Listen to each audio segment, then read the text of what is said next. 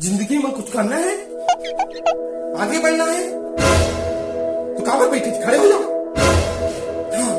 अहिस गलती तो करा तो दूसरे के कहे में कब तक चल देगी। मतलब दूसरे के बात नहीं सुनना है। अरे तो हम गलत का है, हो सका तो तो उससे ज्यादा एक्सपीरियंस है, अगर बात सुने से तो मंजिल पान तो आसानी हो जाए। ऐसा मतलब दूसरे की बात नहीं सुन के चलना है। ठीक है ठीक है, एक बार मैं समझ गया। और वो सब के बीच में अपन अपना खो दिए, तैका सोचा तैका कर, मतलब खुद से सोचते। ठीक है समझ गया मैं। अब देख, ते अपन बारे में अपना सोचा था कि ते दूसरे के बारे में सोचना छोड़ दो।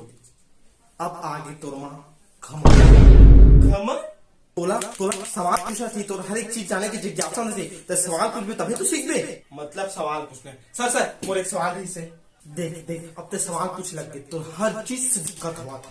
भगवान चक्कर तोहरो अंदर घमंड आ गए। मोर चैनल ला सब्सक्राइब कराओ, तोहर घमंड अपने आप खत्म हो जाए।